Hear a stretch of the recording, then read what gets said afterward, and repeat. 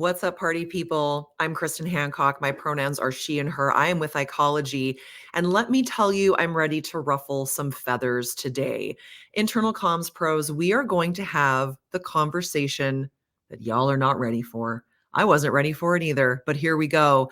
I want to know how many of you allow your employees to opt out of your emails. I mean, company emails, newsletter emails, company updates, all of that information that we are pushing out to them on a somewhat regular basis. I'm going to include intranet notifications in this question as well. I'm willing to bet that many of you do not allow employees to opt out. And for some of you, maybe that's because this is above your pay grade as a decision, and that's fine. I would also love to know how many of you operate on the opt-in basis at your companies. Probably not many.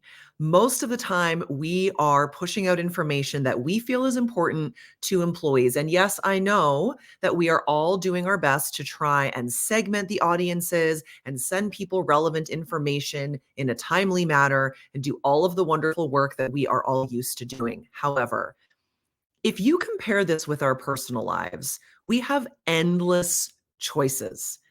We are allowed to choose which marketing emails we get. We are allowed to tell the marketing emails what size of clothing we would like to be notified about. We are allowed to say what type or style of shoes we prefer to receive emails about.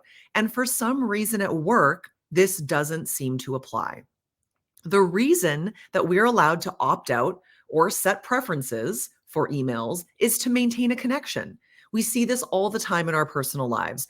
I know that when I go to unsubscribe from a marketing email, 9 times out of 10, the company is going to ask me if I would like to receive a different type of email, or would I like to receive emails less often, or would I like to receive them in a different way or at a different time. And the reason they do this, we all know, is because they don't want to lose me as a contact. I would love for us to use this mindset at work with employees. We want our employees to engage with our content, but when I ask you, oh, well, do you let them opt out? Oh, gasp. No, I'm sure we don't. Most of the time, the responses I get are, but we're sending them information they need to know. Says who? Do they need to know that? Or the other response I get is, well, if we did that, they would opt out of all of our emails. Well, what does that say? This tells me, number one, that we have control issues. And yes, it takes one to know one. So I will put myself in that bucket as well. But we are disempowering employees by not giving them a choice to opt in or opt out to receive the information they want to receive when they want to receive it. There is an argument to be made that if we allowed them to make choices about what kind of information they receive and when they receive it and how often they receive it, that they would engage with the content on a deeper level because they would know that they are in control of what they receive. What a concept. We are not empowering employees. We're trying to shove information down their throats. And I appreciate that this might be because you have a boss or a boss's boss or a boss's boss's boss who is telling you that this is the information they need to receive. And this is where our role as internal communicators can really step up to the plate and push back and explain the data behind allowing people to make choices. I will also argue that some of this information or some of this pushback might mean that we've set the bar too high. If you are thinking that if you allowed your employees to opt out of information that you're sending them, have you set the bar too high for employee engagement?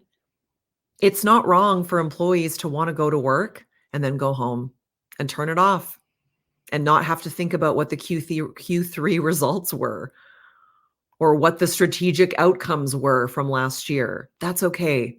We might care about that. Maybe we have aspirations of being the CEO one day. And if that's the case, you should care about that. But the vast majority of employees want to go to work and have work not be the worst part of their day. And that might mean that the information we are sending them is just not relevant or interesting to them. This is a bit of a hot take, I know, and that's exactly why I'm sharing it with all of you today. Let's all make a pact and try something new this week or this month, and maybe think about empowering our employees and maybe offloading some of our own control issues. Let me know how it goes when you have the opportunity to empower your employees.